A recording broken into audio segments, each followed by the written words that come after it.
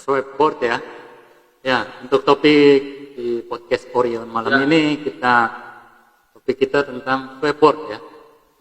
Mungkin untuk masalah prakteknya sehari-hari teman-teman teknisi semua saya yakin semua banyak yang pengalaman dengan eksekusi langsung swipeboard ya. Betul. Atau bahasa awamnya pindah badan ya. Atau yang sebut pindah kontrakan ya, pindah rumah, pindah kontrakan. Maksudnya apa sih itu swipeboard? Jadi swipeboard itu adalah kita memindahkan komponen pada board iPhone yang sedang kita perbaiki, dipindahkan ke board yang baru. Jadi kenapa harus dipindah swipeboard begitu?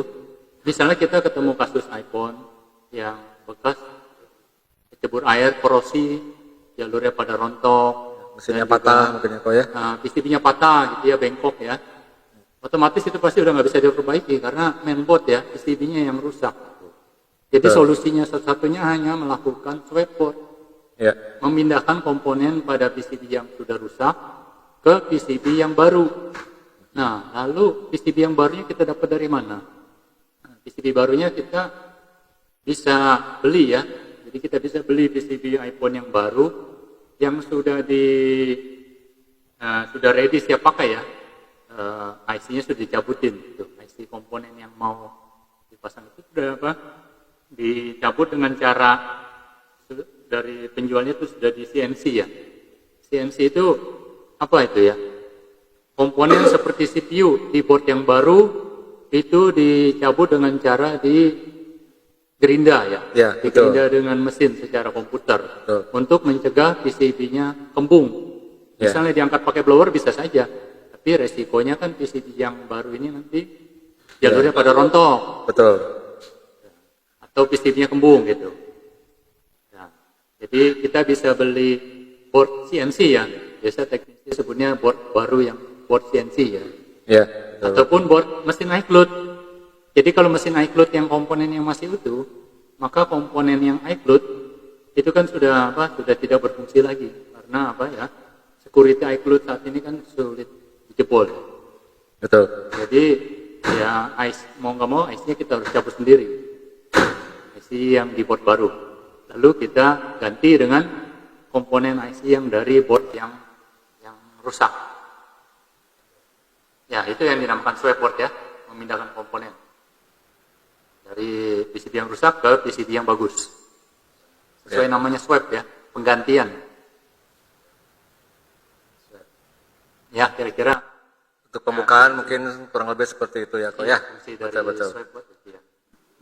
Fungsi dan tujuan dari swipeboard. Nah, untuk topik malam ini, jadi kita membahas syarat kerja apa saja sih itu untuk swipeboard itu, komponen apa saja yang dipindah. Semua ini nanti akan ada di softwarenya Orion ya. Jadi ada fitur baru di Orion ini di guideline. Ya, di fitur guideline dan komponen name itu nanti ada fitur tersebut. Komponen yang perlu dipindahkan ke board yang baru. Nanti kita bisa langsung saja ya masuk ke mananya ke Excel Orionnya langsung gitu, untuk lebih jelasnya. Oke, Bung Ryogami mungkin tolong ditampilkan Excel Orionnya ya. Coba untuk mengakomodir atau lebih tepatnya menunjukkan apa yang beliau Koharta tadi presentasikan ya. Langsung saja mungkin di sini kita buka di menu utama ini ya. Di sini kita buka di brand Apple. Ini juga informasi juga buat rekan-rekan yang saat ini sudah join bergabung di acara podcast Ngobrol Orion ini.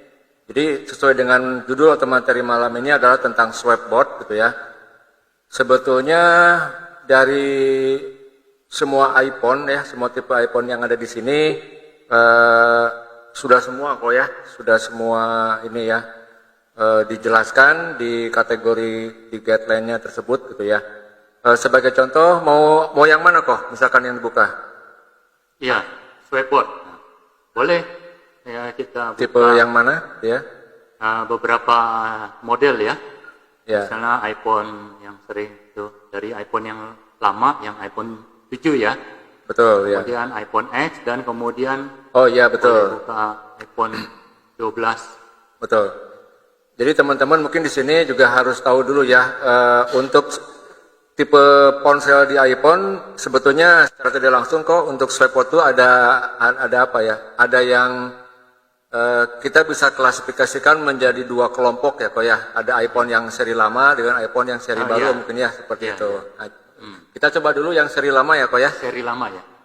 Yang seri lama misalkan kalau iPhone X masuk seri lama atau bukan kok? Jadi kalau Kira-kira. iPhone X itu adalah generasi yang old security ya. Oh seperti boleh. Ya, Jadi boleh paling kita tinggi yang jelas pasti ada perbedaan dengan seri 11 series ke atas ya kok ya. Iya, iPhone XR ya, XS itu sudah new security. Berarti untuk all security kita coba buka iPhone X ya kok ya.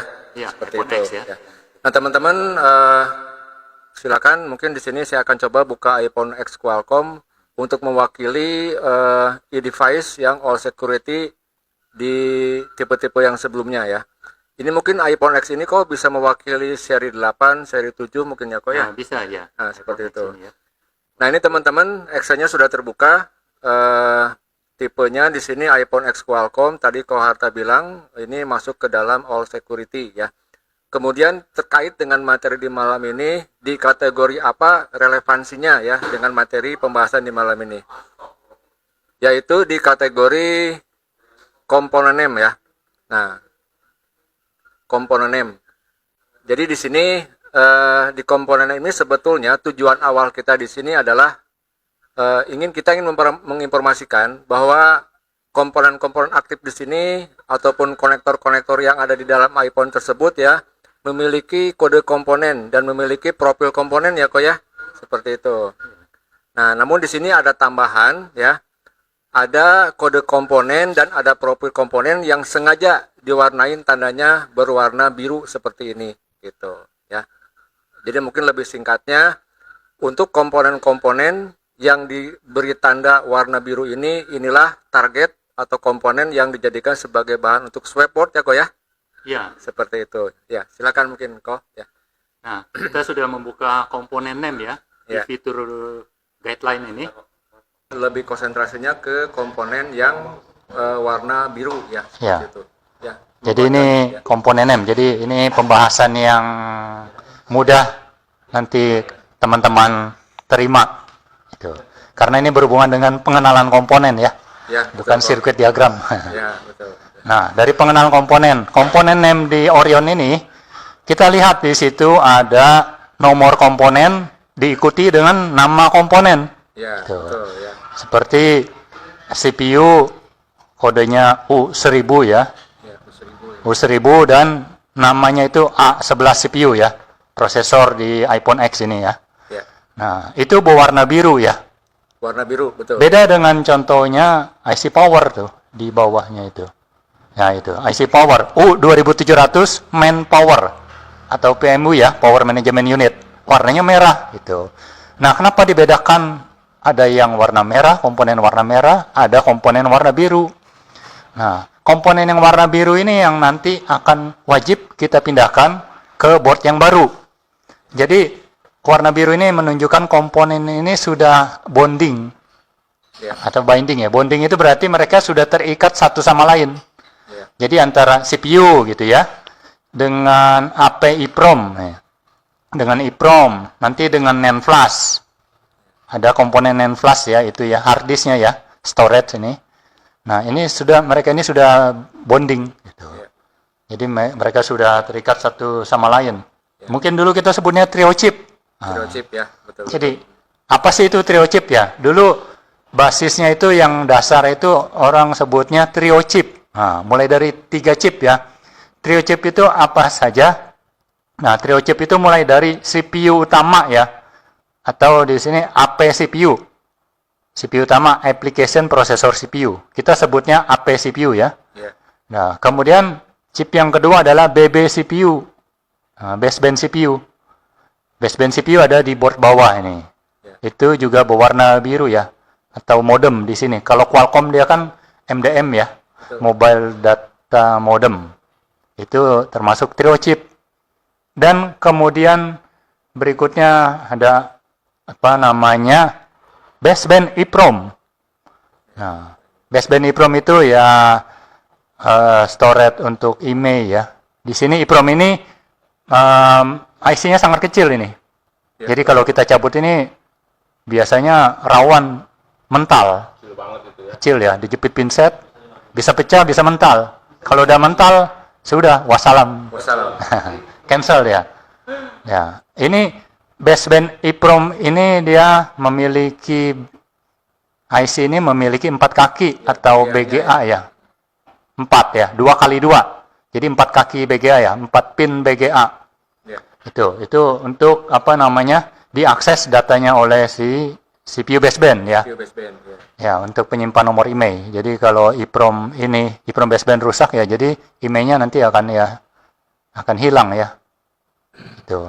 Jadi ini termasuk trio chip ya. Ya. CPU utama, CPU baseband dan baseband EEPROM. Ini wajib kita pindah. Ya, betul. Dan ini kebetulan yang kita bahas di sini kok iPhone X ya, dia memiliki konfigurasi PCB-nya atau layarnya ada 2 ya kok ya? Iya. Ya, seperti itu. Ada 2 board ya, sandwich atau HP board dan baseband. iya, Ya. AP board ya. AP, application processor board. Itu board atas ya. Dan baseband board bawah atau lower board ya. Jadi boardnya ada yang bagian atas atau bawah. Atas itu kan upper board ya. Yang bawah itu lower board. Jadi teman-teman di sini bisa membedakan ya. Untuk di bagian AP board ini atau yang sebelah kiri ini komponennya apa saja? Berarti di sini ada 3 ya kok ya. Pertama AP Iya. prosesor, kemudian Iya. AP EEPROM dan HP EEPROM NAND flash ya. dan seperti NAND itu. flash ya. Kemudian yang baseband boardnya di sini juga jumlahnya ada 1, 2, 3, 4 ya kok ya. Iya, Seperti itu. 4. Nah, banyak sekali ya. Ada berapa total? Ada 7 ya. Ada 7. 3 komponen di upper board dan 4 komponen di lower board ya. Ya, betul. Nah, 7. Nanti kita akan bahas satu persatu nih fungsinya. Ya. Gitu. Kayaknya kalau untuk jumlah kemudian komponennya mana yang di bagian AP board dan mana yang di bagian baseband board baseband ya. Mungkin teman-teman sudah paham. Mungkin langsung aja ya kok ya. Ya, Kita, dari apa? jadi dulu sebutnya orang trio chip, berarti kan 3 chip ya. Trio chip. Dari minimal trio chip menjadi 7 chip ya, 7 IC ya. 7 IC. 7. Ini kan kita lihat yang berwarna biru itu 7 ya, 7 Betul. komponen. Ya. Itu. Dulu itu 3 chip. Iya, trio chip. Awalnya trio chip, sekarang 7. Sekarang malah jadi lebih kompleks. Iya, bisa lebih dari 7, Ya. 8 ya. Mungkin sekarang kita langsung aja kau ya. Misalkan untuk ke-7 komponen tersebut yang merupakan syarat untuk swipe board di e-device yang all security, kira-kira ada ininya nggak kok? Misalkan apakah contohnya misalkan AP CPU ini langsung aja begitu kita cabut kita pindahkan atau ada langkah-langkah yang lain, misalkan yang AP EEPROM, mungkin kita coba bahas di bagian AP board dulu ya kok ya. Pertama Ya. AP CPU, AP EEPROM dan bagian NAND flash ya kok ya, seperti itu. Iya, iya. Silakan mungkin kok. Jadi NAND flash itu kita sudah tahu yang namanya eMMC, UFS ya. Kalau itu sebagai memory storage ya. Betul. Atau ROM, read only memory, tempat penyimpanan data. Nah, kalau di iPhone tempat penyimpanan data atau hard disknya Iya. atau ini disebutnya NAND flash. NAND flash. Ya, NAND flash. NAND flash yang kita kenal di Android eMMC. NAND flash di seluruh iPhone ini berkomunikasi kepada CPU ya. Jadi datanya itu diakses oleh CPU. Iya. Nah, kalau untuk iPhone X atau mulai dari iPhone 6s ke atas, jalur protokol komunikasi yang digunakan CPU untuk membaca NAND flash itu disebutnya PCIe. Ya. Itu. Jadi PCIe adalah protokol komunikasi Komunikasi, untuk membaca NAND flash. CPU membaca NAND flash, PCIe. Kalau masih handphone yang jadul ya iPhone 6 ya.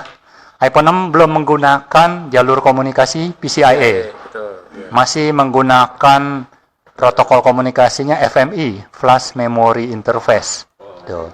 Dengan jumlah jalur yang sangat banyak. Ya. Jadi ada 16 bit ditambah kontrolnya mungkin ada sekitar 30 jalur Ya. komunikasi. Sangat banyak. Dengan adanya PCIe komunikasi, sehingga jalur yang digunakan untuk berkomunikasi lebih sedikit. Tuh, Ya, betul, PCIe. Ada PCIe TX, PCIe RX ya. PCIe reset. Nah, itu lebih sedikit hanya 7 jalur ya. Ya. Tuh. Berarti untuk yang NAND flash ini berarti eksekusinya tinggal cabut kemudian siap-siap dipindahkan saja mungkin kok ya? Iya, Ada- tinggal dipindahkan CPU dengan NAND flash-nya gitu. Nah, kemudian ada satu lagi di bagian atas apa itu? Yang di upper board ini ya. Ya, dia perboard. Nah, ada yang namanya API PROM Ya, ini ya. Betul. atau biasa juga disebut Logic EEPROM ya. Ya. Nah, fungsinya apa sih ini API PROM? Sangat kecil ini. Ya. Nah, untuk iPhone X yang old security ini, API PROM ini jumlah kaki IC-nya adalah berjumlah 4 buah. Ya. BGA-nya 2x2 Dua sama kali dengan dua, 4 ya. betul, ya. Letaknya 2 di kali sini 2. ya, Pak ya. Ya. Iya, letaknya di bawah CPU, dekat sebelah kanannya IC USB, Betul. Hydra. Ya. Itu. Sedangkan kalau udah iPhone XR ke atas ya, itu API PROM ini IC-nya sudah berbeda dia. Ya, betul betul. Ya, dia sudah 9 kaki. BGA 3x3. Oh, begitu ya, Pak. Iya. 3x3 sama dengan 9 ya. Ya. 3x3. Kalau ini iPhone X 2x2 ya. Ya. Sempat harus dibalas. Iya. Oh, itu mobil. Oh, itu kali itu. Kalau ini cuma 3x3 paling tinggi. Kalau mobil kan ada 4x4. Nah, penggerak roda 4 ya. Apa itu 4x4? Sempat tidak sempat harus dibalas. Tapi nggak ada. EEPROM ini tidak ada yang 4x4 pin ya. Betul. Ya. 2x2, 3x3. 3x3 ya. Sama berarti ya, kok ya. Ini API PROM ini atau Logic EEPROM ini tidak ada persyaratan khusus, tinggal cabut kemudian Tinggal siap-siap cabut. untuk dipindah ya, kok ya. Iya. Nah, sekarang kira-kira API PROM ini yang sampai iPhone X ya. Betul. Yang BGA 2x2 ini ya, API PROM ini. Kode spare part-nya dia ada nanti di komponennya namanya CAT24C081C4A. Di komponennya dia. Sinkron kan dengan skematik kok. Ada. Di fitur di sini juga nanti ada kodenya ya. Ada cross reference part gitu ya, ada Iya, nanti. iya, Itu ada. Nah, ini apa namanya? Fungsinya apa sih sekarang API PROM ini? Ya. Jadi gambarannya saya gambarin secara sederhana saja ya. API PROM ini si CPU pengen mengakses data di dalam operating system, di dalam NAND flash ya. Ya. Nah, untuk bisa dia CPU mengakses data di dalam NAND flash, dia butuh, kita ibaratkan NAND flash ini si rumah ya, sebuah rumah. Ya, Sedangkan CPU ibaratnya si penghuni ya. betul. Jadi kalau penghuninya mau masuk ke dalam rumah, Ya. dia harus butuh kunci untuk membuka pintu rumah. Ya. Ini Nah, penting buat teman-teman ya. jadi kunci rumahnya ibaratnya ini API PROM ini. Ya. Jadi si penghuni itu harus punya kunci untuk bisa masuk ke dalam rumah. Kalau tidak punya kunci, maka dia tidak akan bisa masuk ke rumah. Nah, Berarti API PROM ini jadi kayak apa, tugasnya dia mengeluarkan surat izin ya, kok ya. iya surat izin agar CPU bisa mengakses data di dalam NAND flash Betul. gitu. Kalau sampai lantas gimana kalau nih API PROM-nya sudah rusak? Rusak. Nah, gimana tuh? Nah, pecah itu. Pecah. Untuk iPhone X, kalau API PROM-nya sudah rusak, pecah, maka data yang di dalam NAND flash ini tidak bisa lagi diakses oleh CPU. Ya. Jadi, apakah bisa kita ganti? Untuk iPhone X ini, kita bisa ganti. Gitu. Jadi, misalnya rusak, yang originalnya ini ya, yang sudah bonding dengan NAND flash, kita ganti. Bisa. Tapi setelah diganti, wajib di-restore. Ya. Untuk diisi dengan firmware yang baru ya. Di dalam IPSW, di dalam OS-nya iPhone-nya, filenya ya. File flash-nya itu ada yang namanya itu SEP, firmware ya. Secure Enclave Processor Firmware. Nah, itu yang akan diisi ke dalam API PROM ini. Ya, betul. Gitu. Nah, sehingga setelah terisi yang data yang baru, ibaratnya kalau rumah ini kuncinya kita ganti dengan kunci yang lain, bisa gak buka NAND flash? Nggak bisa dong, kuncinya sudah berbeda. Oke. Nah, kalau untuk ini setelah diganti dengan EEPROM yang baru, maka CPU bisa tetap mengakses data NAND flash, tapi datanya sudah terhapus. Karena apa? Pada saat dilakukan restore, datanya terhapus. Terhapus, betul. Ya, iPhone kalau di restore kita nggak backup ya, kita nggak backup data ya langsung hapus datanya. Betul. Ya. Nah, jadi data yang di dalam NAND flash itu tidak bisa diselamatkan gitu kan, tidak bisa diakses lagi, atau tidak bisa direcovery ya. Betul. Gitu. Yang bisa diganti kalau kuncinya rusak itu sampai tipe berapa kok? iPhone X. Sampai mentok iPhone X. Iya, Yang iPhone lain X. belum bisa. Kalau sudah iPhone XR, kalau sampai API PROM-nya pecah atau sudah hilang, sudah wassalam juga. Masalah Nah, juga. Ya, ya. tidak bisa di-read ya, tidak bisa di-backup. Dia jadi harus yang originalnya, sudah bonding dia ya. Awalnya gitu kan. Sudah tidak Jadi bisa gantinya diganti. satu paket. Satu paket ya, itu komponen yang wajib dipindah untuk iPhone XR ya. Iya, iya. iPhone chipsetnya dia CPU-nya A12 ke atas. Iya. API PROM itu wajib dipindah. Kalau iPhone X kira-kira API PROM ini wajib dipindah apa enggak nih Pak Ciko? Untuk Yang iPhone X. X. Iya, API PROM ini. API Pro. Ya, ya.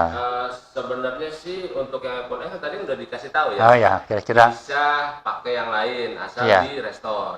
Iya, Setelahnya harus di restore. setelahnya di restore. Nah, jadi kalau untuk Swapboard, untuk iPhone X ya, API PROM-nya kita nggak perlu pindah pun nggak ada masalah. Oke. Gitu. Jadi kita tetap pakai API PROM yang ada di board baru, ya sudah, nggak kenapa. Iya. Tapi konsekuensinya adalah datanya ya Hilang. hilang gitu. Betul. Data di dalam NAND flash tidak bisa diakses lagi.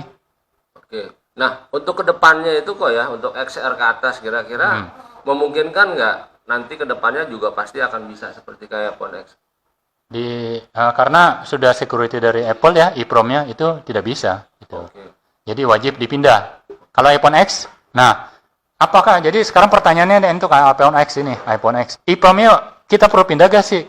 Kalau mau Swapboard? Betul. Ya. Kalau penjelasan dari tadi sepertinya Ya. tidak perlu ya.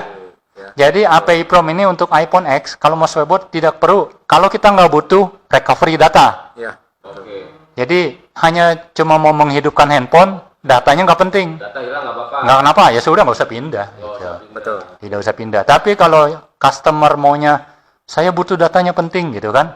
Saya bayar 10 kali lipat harga handphone. Betul. Nah, berarti API PROM wajib kita pindah. Pindah. Lebih mahal data daripada harga diri saya. Betul ya, lebih mahal data. Data itu tak ternilai. Ya. Betul. Kalau handphone ada nilainya iPhone X gitu kan. Kalau di orang kita minta 5 juta servis mana ada yang mau gitu kan. Iya, betul. Betul. Tapi kalau datanya selamat gak? Kalau selamat, jangankan 5 juta, 10 juta saya bayar. Nah, Biasanya begitu tuh. biasanya begitu Kalau data. datanya yang benar-benar itu tuh. Nah, apalagi punya pejabat, wah penting datanya. Wah, Oke, ya, pasti Pak, ya. berapapun dibayar. Saya rasa teman-teman sudah paham dan sangat jelas ya tentang perlu dan tidak perlunya si API PROM ini di all security dipindah atau tidak dipindah. Mungkin ya. Nah, sekarang kalaupun kita mau pindah nih API PROM yang BGA-nya 2x2 ini, ya, EEPROM yang lama ini, dia bisa kita sedot datanya Ya.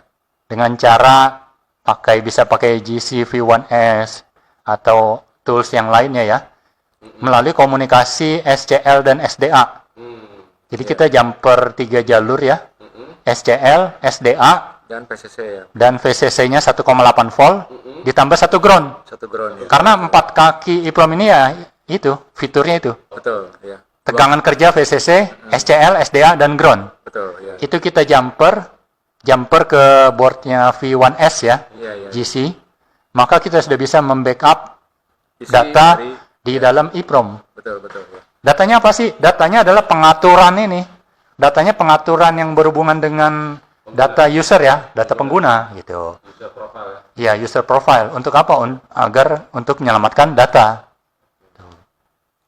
Oke lanjut mungkin kok setelah API PROM ke CPU ya, AP CPU Ya. ya. Ini AP kayaknya CPU. nggak bisa ditawar ya kok ya. Itu nggak Cabut, bisa. Langsung pindah. Langsung pindah, wajib dipindah. Kalau API PROM bisa kita pindah atau kita sedot datanya di read ya. Betul ya. Lalu kita write, ditulis ke EEPROM yang berada di PCB board yang baru. Ya betul betul ya. Ya. Nah, berarti untuk board AP ini tadi sudah dijelaskan sama Koko ya.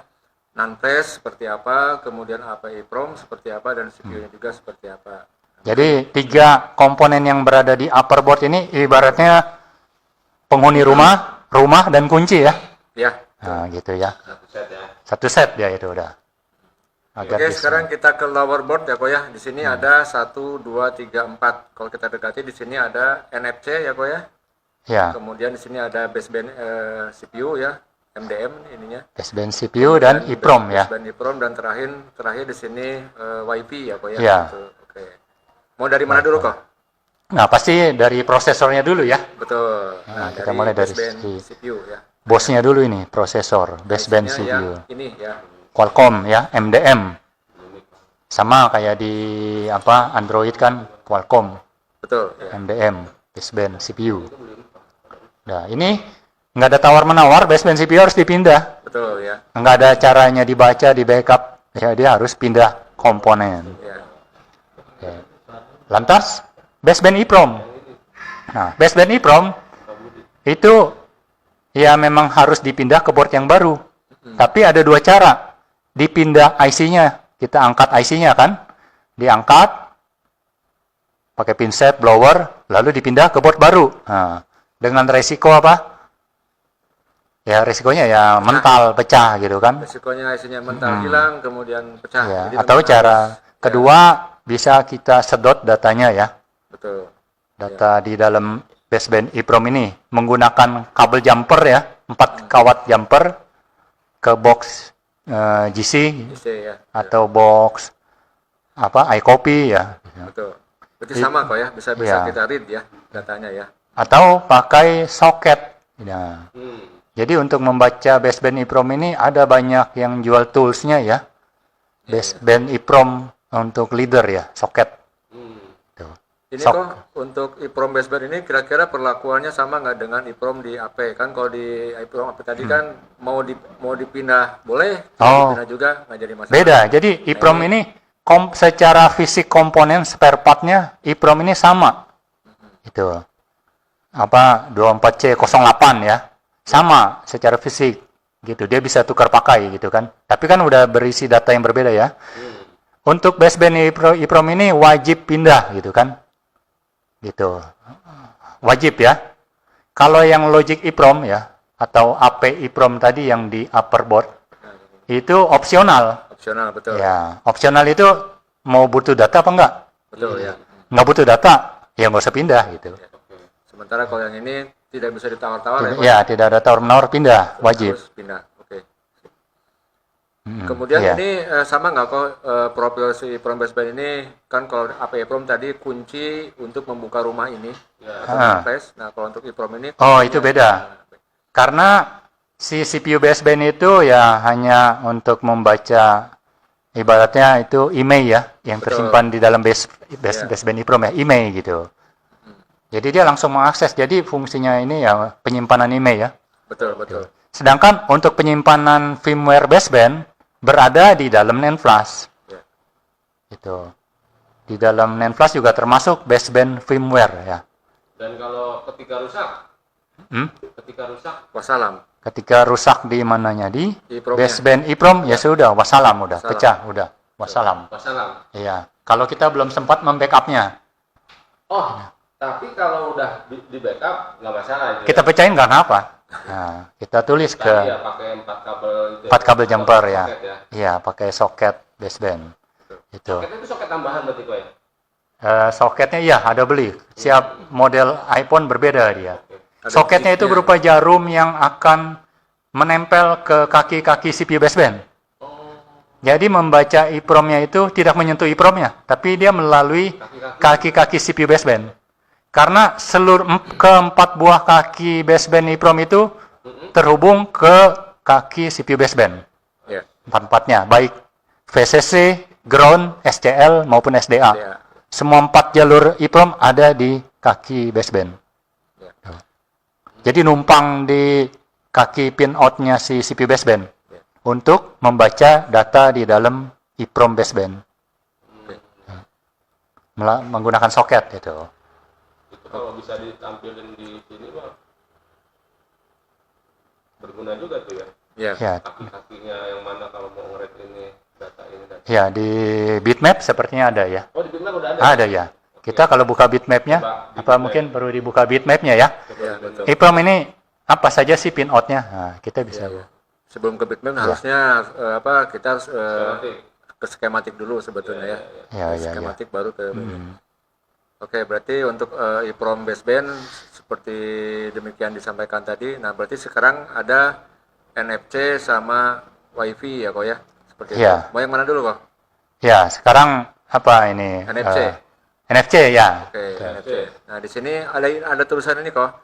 Swap bob komponen udah jelas. Di sini dalam kurung recovery data. Di sini di blok yang warna biru ya, komponen yang berblok warna biru itu ada swap board komponen dalam kurung recovery data. Ya. Nah, itu maksudnya dalam kurung recovery data. Sekarang kita butuh data apa enggak? Enggak butuh data.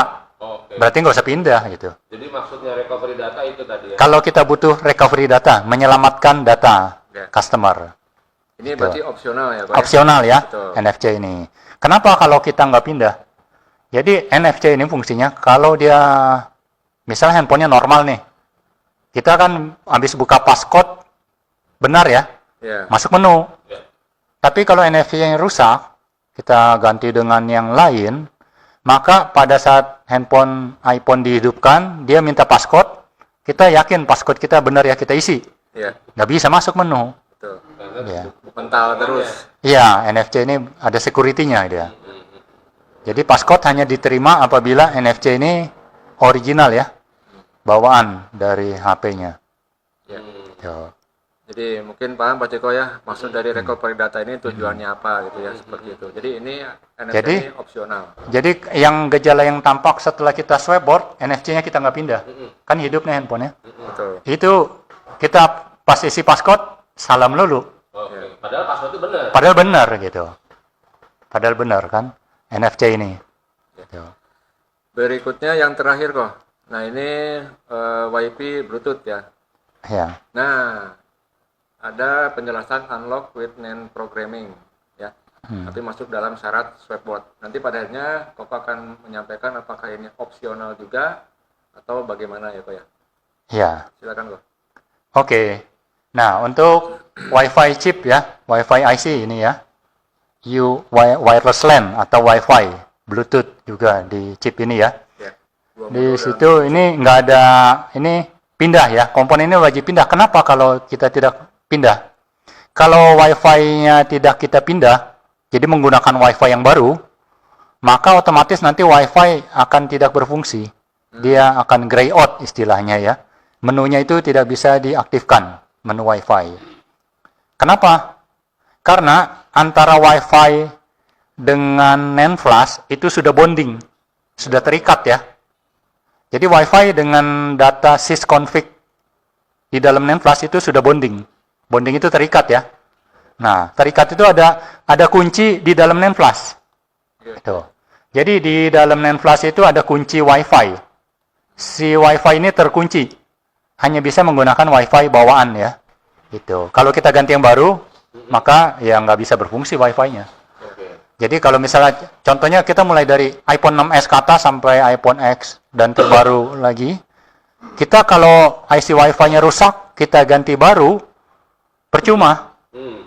Nggak bisa. Misal iPhone 6s, Wi-Fi-nya konslet nih. Rusak, short, VDD man. Kita ganti baru dengan original spare part. Kita ganti baru, masangnya yakin bagus, begitu kita hidupkan, Wi-Fi-nya tetap nggak berfungsi. Betul. Ya. Kenapa? Karena si NAND flash itu akan mendeteksi bahwa si Wi-Fi ini apa? Tidak dikenal. Beda ID-nya, tidak dikenal. Maka Wi-Fi tidak akan bisa aktif. Betul. Gitu. Ya. Maka gimana caranya kalau kita mau ganti Wi-Fi untuk iPhone 6s ke atas? Ya. Maka NAND flash itu wajib kita unlock Wi-Fi. Jadi di GCID ataupun di I2C P14 Pro dan software untuk NAND programming itu ada tombol unlock Wi-Fi atau anti Wi-Fi ya. Itu atau unbind Wi-Fi. Fungsinya itu NAND flash-nya setelah dicabut dimasukkan ke soket GC itu tinggal harus di-unlock. Betul. Agar supaya bisa melakukan penggantian IC Wi-Fi. Betul. Sebebas mungkin. Kalau masih terkunci belum di-unlock ya nggak bisa ganti IC Wi-Fi. Gitu. Jadi kesimpulannya si IC WiFi ini sebetulnya opsional juga ya kok ya. Tapi Opsional. syaratnya harus di unbin. Iya, unbin. Nah, Iya. jadi ini sekarang IC pertanyaannya diulang lagi. WiFi ini perlu dipindah gak sih? Ada dua cara. Satu, memindahkan IC WiFi ke board yang baru. Oke, selesai berfungsi WiFi-nya. Yang kedua, kalau WiFi-nya tidak mau kita nggak mau pindah WiFi, maka NAND flash-nya itu pada saat tadi kita pindah ya, itu masukkan ke soket NAND programming ya, Ya. soket GC. Lalu kita klik tombol unlock WiFi, ya, untie WiFi.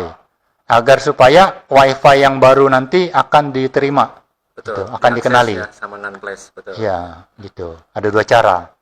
Nah, sekarang jadi teman-teman pilih cara yang mana nih? Ya. Mau pindahkan WiFi atau mau di-unlock NAND flash-nya? Ya. Nah, itu kembali lagi kepada kita. Sekarang kalau untuk iPhone X, swapboard itu bisa swapboard atasnya saja ya, board atas saja, atau swapboard bawahnya saja, Betul. atau swapboard keduanya. Ya. Upper sama lower board. Ya. Sekarang kalau kita yang rusaknya kasusnya signal nih, nggak dapat signal ya. Yang rusak PCB bagian bawah. Berarti kalau PCB bagian bawah rusak, kita pindahkan komponen apa saja? Betul. Ya. Dari mulai baseband ya. CP baseband, EEPROM baseband, Baseband ya. Nah ini NFC ini opsional. opsional ya. Misal nggak usah lah, nggak butuh data, nggak usah pindah. Betul. Dan WiFi juga ini opsional ya kok ya. WiFi ini gimana?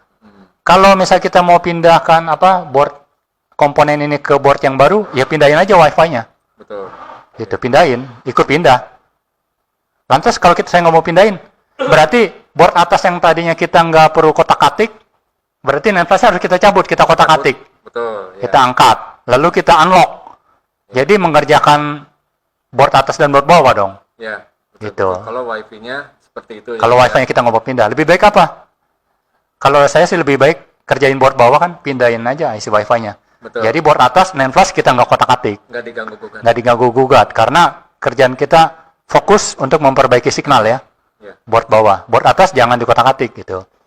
Karena ada kemungkinan juga kan resiko CPU-nya overhead ya. Betul ya. Saya rasa mungkin itu ya kok ya untuk Tapi ada satu lagi cara. Kalau kita nggak mau ngangkat NAND flash, nggak mau pindah WiFi, nah gimana? Nggak mau angkat oh. NAND flash kita nggak mau kotak-atik, nggak mau diganggu-gugat board atas. Dan WiFi kita juga nggak mau pindahkan. Bisa juga ada cara ketiga. Cara ketiga adalah iPhone-nya setelah hidup ya, WiFi-nya nggak berfungsi ya, kita masuk ke mode purple. Nah, mode purple. Mode purple atau Android ada diag mode ya, Ya. diagnostic mode. Menggunakan apa mode purple? Biasanya kita menggunakan GCID, I2C ya. Masuk ke mode purple itu jadi layarnya jadi warna ungu. Mode purple. Pada saat di mode purple, iPhone ini bisa kita ganti serial number, address WiFi, address Bluetooth, unlock WiFi, mengganti cover board number, semua parameter di dalam sysconfig bisa kita rubah tanpa perlu mengangkat NAND flash. Ya. Itu salah satu kelebihan dari mode purple. Mode purple ya. Ada beberapa tadi dijelaskan. Tapi mode purple hanya bisa dilakukan sebatas sampai iPhone X. Oh iya. Tuh. Kalau sudah di atasnya iPhone XR, nggak ada lagi mode purple. Tuh. Oke. Tuh. Jadi nggak ada lagi unlock WiFi lewat kabel USB, nggak ada. Kalau iPhone XR ya. Betul ya. Kalau iPhone X masih ada unlock WiFi dengan cara cukup connect kabel USB, tanpa perlu pindah WiFi, tanpa perlu Non-flash. mengangkat Non-flash, ya. NAND flash. Cukup lewat kabel data saja mengunlock WiFi. Betul ya. Tuh. Oke, luar biasa. Yuk kita beri tepuk tangan dulu buat Pak Harta ya. Saya rasa mungkin Mas Aden atau Pak Ciko ya cukup jelas detail penjelasan tentang swapboard di All Security. Ini kita buka iPhone X Qualcomm mewakili iPhone yang di bawahnya.